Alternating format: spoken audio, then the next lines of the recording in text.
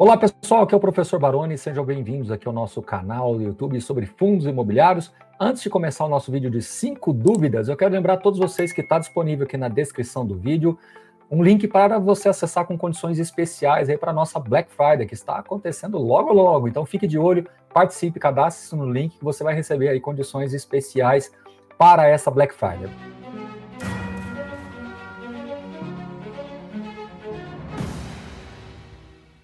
Vamos lá ao nosso vídeo, 5 perguntas, 5 dúvidas, 5 respostas. Vocês gostam muito desse quadro, sempre chegam perguntas interessantes aqui.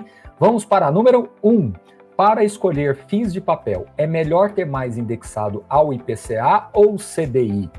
Olha, a gente já fez alguns estudos aqui e, historicamente, os fundos indexados ao IPCA tendem a entregar um resultado maior do que o CDI. Por outro lado, a gente sabe que em momentos como a gente está vivendo agora, de CDI em 2 dígitos, eles voltam a ficar mais atrativos. Então, eu diria que, na média, se você puder mesclar, escolher alguns fundos que também têm um pouco de CDI, talvez seja a decisão mais assertiva. Nem um ou outro, talvez, majoritariamente, você vai estar exposto a IPCA, porém, criando aí uma subestratégia de alocação em CDI+, até porque tem taxas bem atrativas para criar um pouco mais aí de pós-fixado dentro da tua carteira de fundos imobiliários, tá joia?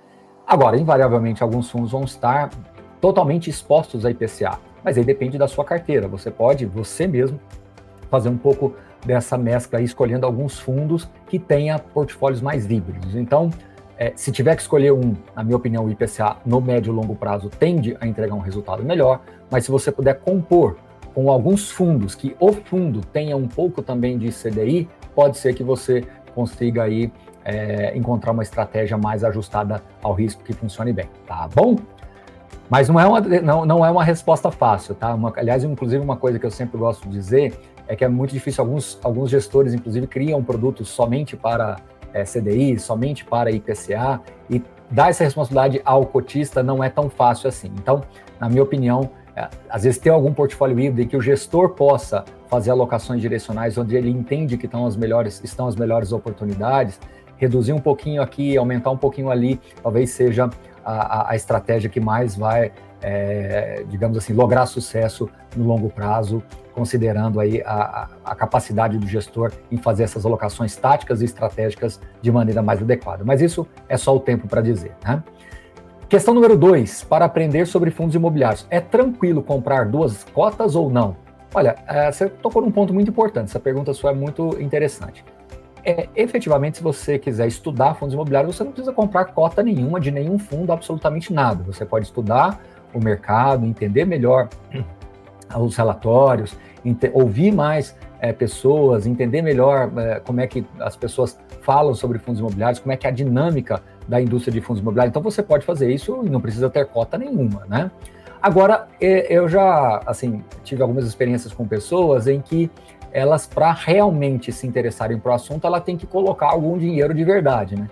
Que seja 2 cotas, que seja um valor, R$500, R$1.000, dividindo ali em 3 ou 4 fundos. Então depende muito de você que fez essa pergunta, tá? Se você quiser estudar sem ter colocado nenhum dinheiro, ótimo, até melhor, na minha opinião, porque aí você vai colocar o dinheiro com muito mais consciência. Mas por outro lado, se você precisar desse empurrãozinho aí, coloque algum valor bem simbólico, alguma coisa que não vai te prejudicar em nada, enfim, talvez se você precisar estudar um pouquinho mais, você vai se aprofundando, e aí à medida que você vai ganhando mais segurança, você vai aumentando os seus aportes com base na segurança que você vai adquirindo. Pergunta número 3, a variação do valor de mercado da cota de um FII afeta a remuneração dos gestores do ativo? Em sua maioria, sim, tá? Da grande maioria desses principais fundos, sim. Você tem basicamente 3 tipos de remuneração, eu diria. Pelo patrimônio do fundo, né? Isso, inclusive, é uma grande crítica, às vezes, por parte de alguns investidores, que o gestor faz emissões, o patrimônio dele aumenta, a receita dele aumenta e não necessariamente isso impacta o fundo, tá? Por outro lado, boa parte dos fundos imobiliários, eles são, que eu diria dos principais fundos imobiliários, tá? Eles são pelo valor de mercado do fundo. Então, se o valor de mercado do fundo cai, ou seja, a cotação vai caindo, o rendimento a receita do gestor também diminui. Se a cotação vai subindo, até porque o mercado está enxergando mais valor naquele fundo, a receita do gestor sobe. E tem um terceiro modelo que, a princípio, parece ser o mais justo, que é quando você indexa isso pela receita. Então, o gestor vai receber 10% da receita. Então, se o fundo não ganhar, ele não ganha. Se o fundo não ganhar, ele não ganha nada, né? E se ele ganhar muito, o gestor ganha muito também. Esse aparentemente é o melhor dos modelos, porém você tem algumas questões que precisam ser muito bem analisadas, tá? Porque se você passa a ter um fundo que tem uma vacância muito alta e essa vacância não se resolve, e aí o gestor também não vai ter nenhuma motivação para resolver porque ele não vai ter receita, aí que você começa a ter uns problemas. Ah, mas Baroni, mas aí a gente vai trocar o time e ver como é que faz. É muito difícil isso acontecer com fundos grandes, tá? É muito complexo. Lá atrás, bem lá atrás, quando você tinha fundos menores, até era mais fácil de você considerar essas possibilidades. Hoje, na minha opinião, com os fundos multiativos, multiportfólios, é mais difícil. Então, a indexação por receita, ela pode até também gerar um incentivo do gestor começar a vender imóveis, começar a ter ganho de capital, começar a ter mais receitas, aumentar sua remuneração e depois, né, vende todo o filé do fundo, vende toda a carne de primeira ali do fundo e no final das contas você acaba ficando com um portfólio que não tenha mais tanta atratividade assim. Então, eu acho que o mais importante é entender que o mercado vai naturalmente se ajustando, se autorregulando. Em alguns momentos, eu gosto muito da possibilidade de se considerar você ter uma indexação pelo valor de mercado, mas colocar uma trava para mais e para menos. Então, ela nunca ser menor do que 8% das receitas e nunca ser maior do que 15% das receitas. E aí, se porventura passar, ele te rebate, ele devolve para o fundo, e se porventura ficar abaixo, ele pode no mês subsequente, por exemplo, recompor aquele valor que tenha ficado abaixo, ou alguma coisa dessa forma, tá? Mas isso eu teríamos que realmente conversar mais aprofundadamente, mas eu acho que combinar todas essas possibilidades, né, a única que realmente fica um pouco mais difícil é a do valor do patrimônio isoladamente, né, porque aí sim as variações de mercado não impactam a receita. Então é um assunto denso, já foi bastante debatido no passado, várias vezes a gente já fez, inclusive, lives sobre isso. Nunca terá um modelo perfeito. Acho que sempre vai ter algum modelo que vai sendo calibrado e sendo ajustado e vai sendo melhorado com o tempo, tá? E por isso que a gente entende que a maturidade da indústria de fundos imobiliários, ela vai sendo conquistada passo a passo, tá bom? Mas eu entendo e reconheço que é um assunto delicado e até com certo grau de polêmica aí, mas o mercado vai se autorregulando e vai encontrando a melhor forma. Questão número 4, com mais CPFs entrando na Bolsa, os fundos imobiliários podem se valorizar? Lei da oferta e demanda? Particularmente, eu não acredito muito nisso, tá? Pode até ter algum impacto na margem, assim, mas eu não acredito muito nisso. Eu acho que os fundos imobiliários, até porque como faz novas emissões, novas cotas também são colocadas no mercado. Então, você traz gente nova, mas você também traz cotas novas, né? São alguns bilhões de reais aí que são trazidos ao mercado todo ano. Então, acho que há um equilíbrio natural. Por outro lado, eu entendo o que você quis dizer, mas eu diria que fundos imobiliários, eles são mais sensíveis à variação de juros mesmo, de contexto de PIB, né, de crescimento ou não de economia. Então, essas, na minha visão, são as variáveis mais importantes, não pura e simplesmente o aumento de quantidade de investidores. Pergunta número 5, né? Se um fundo imobiliário vender as suas cotas e sair da Bolsa, tem o meu dinheiro investido de volta? Eu até quis deixar essa pergunta, porque ela tem alguns pontos aí que a gente precisa entender melhor. Primeiro, se um fundo imobiliário vender suas cotas, ele não vende cotas, né?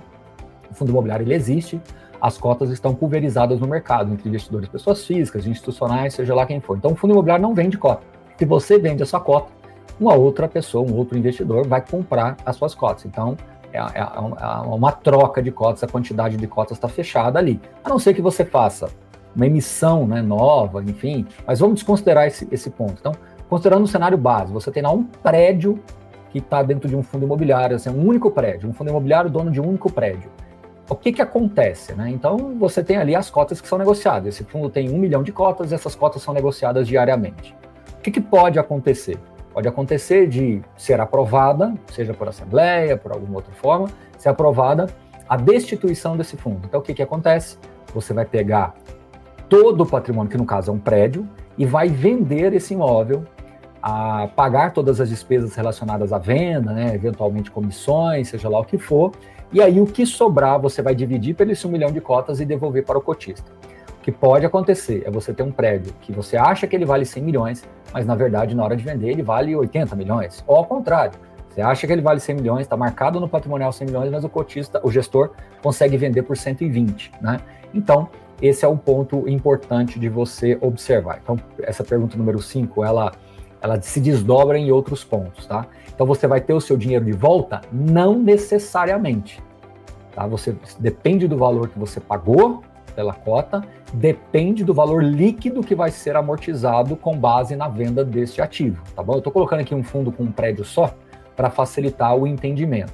Quando você tem fundos muito grandes, raramente o gestor amortiza capital. Normalmente ele pega o principal, volta para o patrimônio do fundo e o lucro, né, 95% do lucro, ele distribui para os investidores. Fundos menores, aí sim, eles podem fazer essa redução, né? Do mesmo jeito que você tem a emissão de cotas, você vai ter uma redução de capital do fundo, e aí daí sim ele pode ir até zerar e devolver o patrimônio todo do cotista, e esse fundo é ser deslistado. Inclusive, só para concluir esse questionamento, um fundo sair da bolsa, ele também não é necessariamente ser vendido o imóvel, você pode simplesmente deslistar o fundo.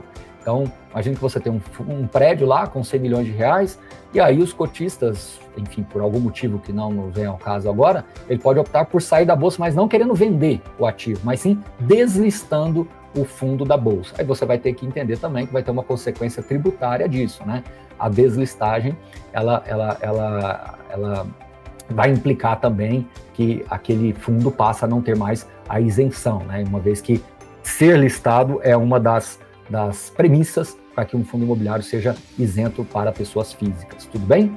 Por isso que eu quis deixar a pergunta, porque eu disse que ela tinha vários desdobramentos, mas eu espero ter esclarecido tudo para vocês. No mais, quero voltar a reforçar, no link da descrição aqui do vídeo está disponível para que vocês possam aí se cadastrarem, receberem antecipadamente uma série de questões e poderem ter acesso a oportunidades interessantes aí para a Black Friday, né, no sentido de descontos, enfim, várias boas notícias aí, de surpresas para vocês aí ao longo da campanha de Black Friday. Então, fique de olho, participe, se cadastre e você vai sendo notificado aí pelo time da Suno, tá bom? No mais, um grande abraço a todos vocês e até o próximo vídeo. Valeu!